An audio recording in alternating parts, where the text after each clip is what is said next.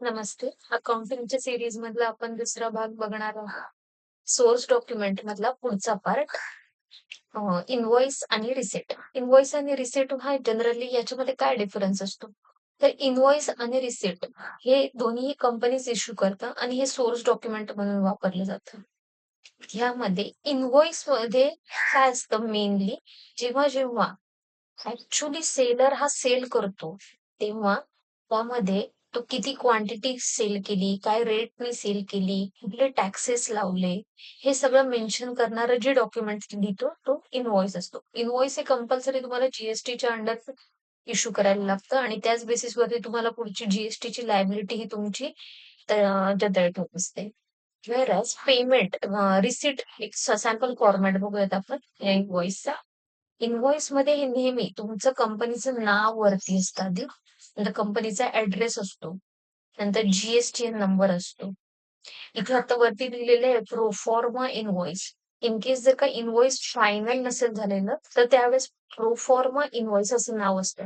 आणि जेव्हा तुमचं इनव्हॉइस हे फायनल होतं तेव्हा इथे टॅक्स इनव्हॉइस हा शब्द येतो. म्हणजे प्रोफॉर्मा इनव्हॉइस हे तुमचं चेंजही होऊ शकतं. टॅक्स इनव्हॉइस हे तुमचं जेव्हा फायनल होतं त्यावेळेस इश्यू केलं जातं. नेक्स्ट त्यामध्ये ज्या पार्टीला तुम्ही सेल करताय त्यांचा नेम, ऍड्रेस, जीएसटी नंबर इथे मेन्शन केलेला असतो. नंतर तुम्हाला इथे सगळ्यात महत्वाचा त्याचा नंबर असतो, डेट असते आणि खाली डिस्क्रिप्शन मध्ये क्वांटिटी किती सेल केलेली आहे, कोणती त्याचं डिस्क्रिप्शन काय आहे, रेट काय आहे, जीएसटी किती लागलाय, जीएसटीचा रेट काय, अमाऊंट काय आणि सगळ्यात शेवटी ह्या सगळ्यांची टोटल, टॅक्सेसची टोटल, क्वांटिटीची टोटल, टोटल ग्रॉस अमाऊंट जी आहे बिलची ती तिथे मेन्शन केलेली असते. तर बँकेचे डिटेल्स तुम्हाला मेन्शन केलेले असतात की इन केस हे ऍक्सेप्ट असेल तुम्हाला तर कुठल्या बँकच्या अकाउंटला जाऊन तुम्ही पेमेंट करा. नंतर खालती सगळ्यात ज्युरिस्डिक्शन कुठल्या स्टेटच्या अंडर हे सगळं टॅक्सेबल आहे. शेवटी कंपनीचं सील आणि कंपनीचं सिग्नेचर असतं.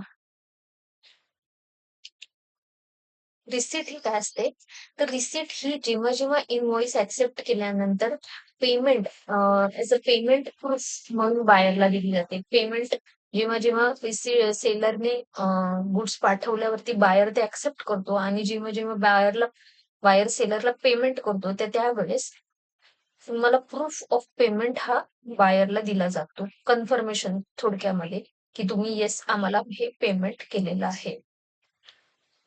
रिसिटचं एक सॅम्पल फॉर्मॅट बघूया.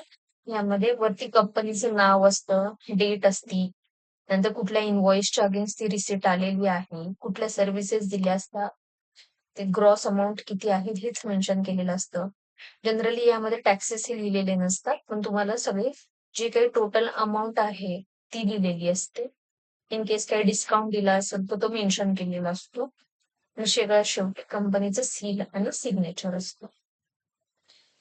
मे बी रिसिट मध्ये तुमच्या पेमेंटच्या टर्म्स अँड कंडिशन सुद्धा मेन्शन केलेल्या आहेत. जशा इथे दिसत आहेत की total per annum made due in 30 days.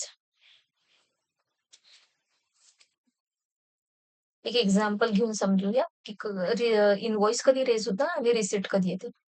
A shop sells goods worth ₹5,000 to a customer and shop issues invoice. म्हणजे जेव्हा त्यांनी गुड्स सेल केले तर त्यावेळेस त्यांनी काय केलं तर इनव्हॉइस रेज केलं 5,000चं रिक्वेस्टिंग पेमेंट की कृपया तुम्ही आम्हाला या 5,000चे पैसे द्या. आणि जेव्हा समोरच्या पार्टीने ते ऍक्सेप्ट केलं आणि 5,000 रुपये दिले त्यावेळेस एक्नॉलेजमेंट ऑफ पेमेंट म्हणून त्यांनी रिसिट दिली की येस आम्हाला तुमच्याकडनं पैसे मिळाले. थोडक्यात त्याचा डिफरन्स काय आहे तर इनव्हॉइस हे तुम्हाला जेव्हा जेव्हा तुम्ही सेल करता आणि पेमेंटसाठी रिक्वेस्ट करता त्यावेळेस तुम्ही इनव्हॉइस इश्यू करता आणि जेव्हा जेव्हा तुम्हाला कन्फर्मेशन द्यायचं असतं की येस आम्हाला तुमच्याकडनं पैसे मिळाले, पैसे मिळाल्यानंतर तुम्ही रिसिट घेता. इनव्हॉइस हे सेलचा प्रूफ असतं आणि रिसिट हे पेमेंट मिळाल्याचं प्रूफ असतं. हे दोन्हीही सोर्स डॉक्युमेंट्स आहेत आणि दोन्हीही अकाउंटिंगच्या दृष्टीने अत्यंत इम्पॉर्टंट आहेत. जेणेकरून तुम्ही त्या बेसवरती एक कम्प्लीट अकाउंटिंग एंट्री पास करू शकता. आणि बुक्स फायनल करू शकता. अकाउंटिंग एंट्री कशी होती ती समजून घेऊया. इनव्हॉइस जेव्हा जेव्हा तुम्ही रेज करता, इन केस कॅशमध्ये असेल, क्रेडिटमध्ये असेल, तर त्यावेळेस सेलरच्या बुक्समध्ये तुम्ही एंट्री करता.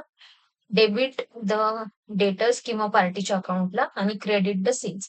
डेबिट हे पर्सनल अकाउंटच्या रूल प्रमाणे डेबिट द रिसिव्हर या रूल प्रमाणे तुम्ही डेबिट देता आणि क्रेडिट हे नॉमिनल अकाउंट रूल प्रमाणे credit all gains and incomes या रूल प्रमाणे तुम्ही सेल्सला क्रेडिट देता. ज्या वेळेस तुम्ही रिसीट येते तुमच्याकडे पैसे येतात, त्यावेळेस सेलर काय एंट्री करतो, तर पैसे येतात म्हणून तो कॅश किंवा बँकला रिअल अकाउंटच्या रूल प्रमाणे डेबिट देतो आणि क्रेडिट ह्या समोरच्या पार्टीला देतो. जे आधी पूर्वी मगाशी डेबिट दिलं होतं ते तो रिव्हर्स करतो. थोडक्यात क्रेडिट ते समोरच्या पार्टीला देतो की आम्हाला हे पैसे मिळाले. इनव्हॉइस आणि रिसिप्ट मध्ये आणखीन काही तुम्हाला जर इन फ्युचर इन डिटेल माहिती हवी असेल तर तुम्ही मला कमेंट मध्ये लिहा. मी तुम्हाला नक्की सॉल्व्ह करून देईन. Thank you.